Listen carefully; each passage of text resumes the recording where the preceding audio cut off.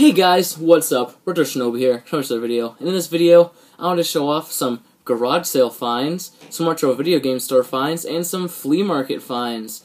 So, let's get right into it.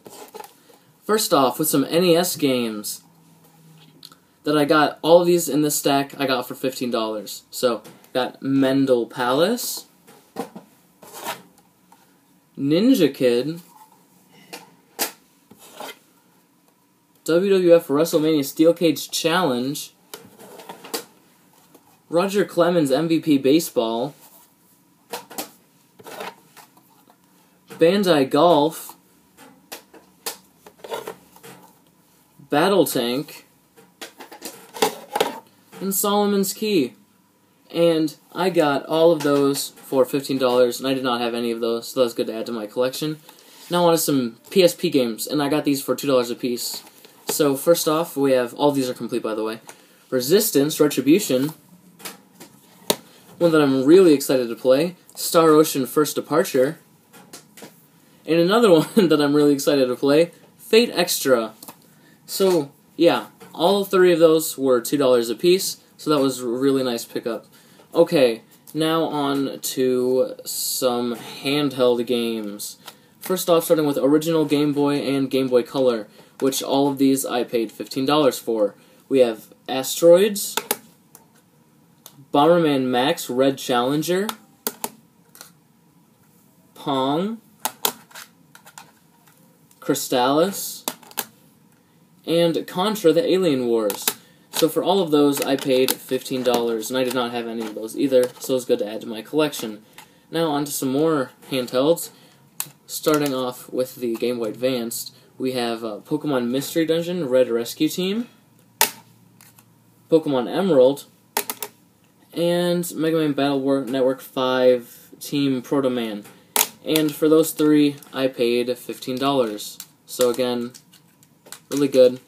I already had the Pokemons, but they're cheap, so I picked them up. Alright, now for some Game Gear.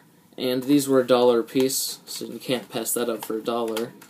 You have Jungle Strike, Shakan, Axe Battler, Wimbledon Tennis, and James Pond 2. So I got all of those for $1 a piece. Okay, I got 2 PS1 memory cards, and these ended up being free.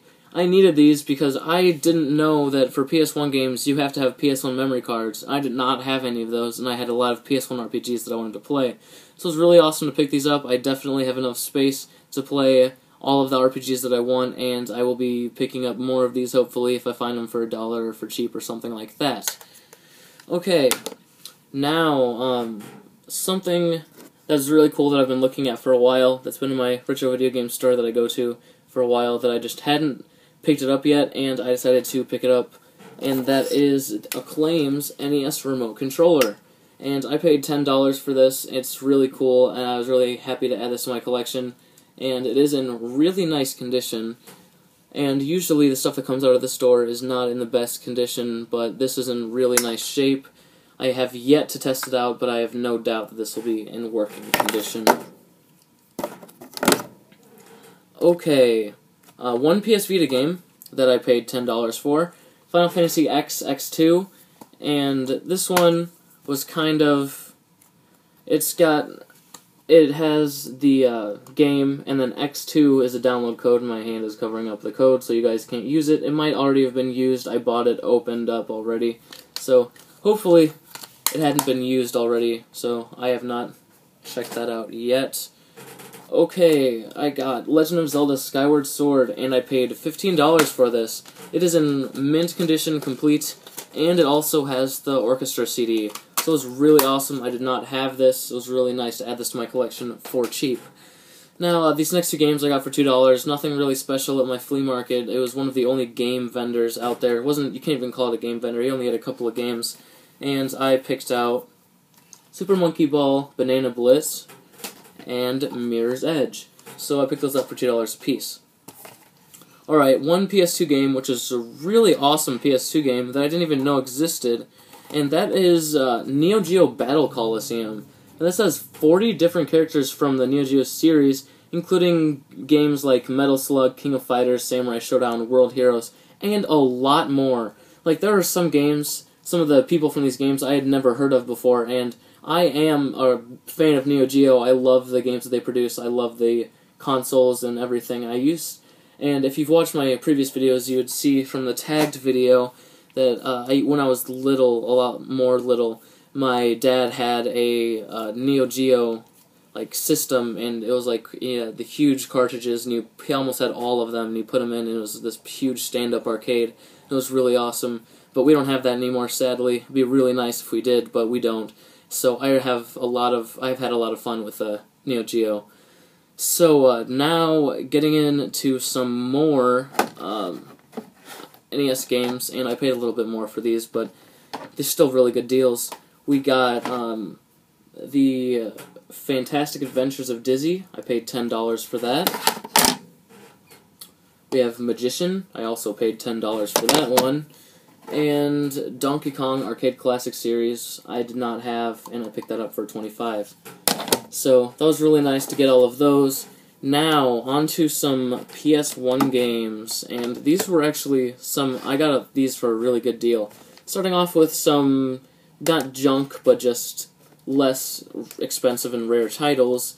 Siphon Filter 2, I paid $2 for, and Gran Turismo, I paid $2 for. Didn't have either of those, so it was nice to pick those up for my collection.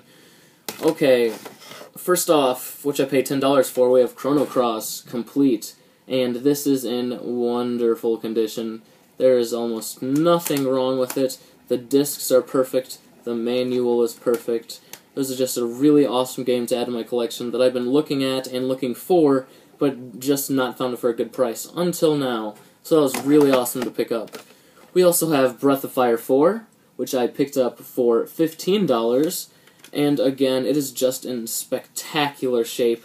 The manual and everything, even the case, does not have a single flaw on it. That was really awesome to pick up. And one last PlayStation game, which I was extremely excited to pick up, was Hoshigami Ruining Blue Earth on the PlayStation 1.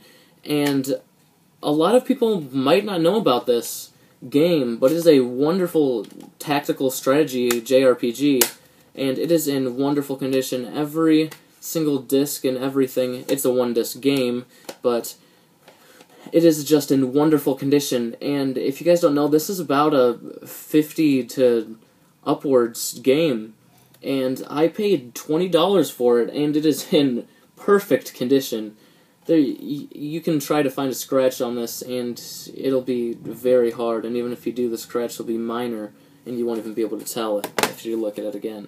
So that was just a really awesome pickup. And one last thing, which I got for $1 at a garage sale. It's nothing too special. It's just Super Smash Bros. Brawl Premier Edition, just the manual, like a big book for it. This is cool, really nice to add to my collection. But sadly, they didn't have Smash Bros. Brawl. They just had the little book there, and I paid $1 for that, so it was something nice and cheap that I could just pick up in my area. So anyways, that's all I got for this week. If you know of any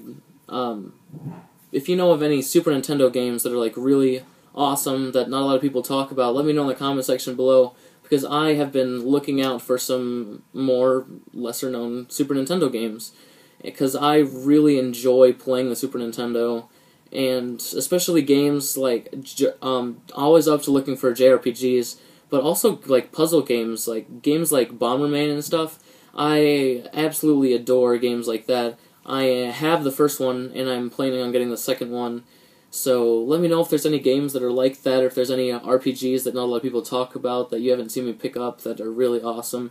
Just let me know in the comment section below. Anyways, remember to like, comment, subscribe if you haven't already. This is Retro Shinobi, signing out.